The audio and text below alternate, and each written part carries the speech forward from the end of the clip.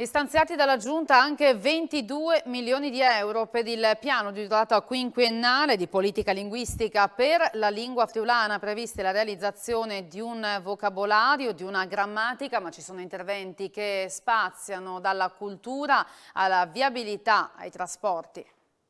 Ci sono anche la realizzazione di un dizionario e di una grammatica tra i progetti obiettivo del piano di politica per la lingua friulana per i prossimi 5 anni, che è stato approvato oggi dalla Giunta regionale con lo stanziamento di 22 milioni di euro. Il piano è stato proposto dall'Arlef, l'Agenzia regionale per la lingua friulana, prevede anche la formazione di professionisti specializzati, amministratori e dipendenti pubblici, come l'implementazione di prodotti audiovisivi e doppiaggi in marilenghe, il potenziamento della presenza sui social e la creazione di un canale YouTube dedicato ai bambini dai 3 ai 10 anni. Per la prima volta è stato approvato un piano che prevede anno per anno i progetti che si vanno a realizzare, i fondi che sono investiti, con un sistema che va a controllare se quegli obiettivi sono stati realizzati, se quegli investimenti hanno portato a dei risultati. Con il nuovo piano, ha detto l'assessore alle lingue minoritarie Pierpaolo Roberti, daremo un forte impulso all'uso sociale della lingua friulana e al suo sviluppo in tutte le situazioni della vita moderna. La seconda novità di questo piano è che è pervasivo, riguarda la viabilità per quanto riguarda la visibilità della lingua friulana,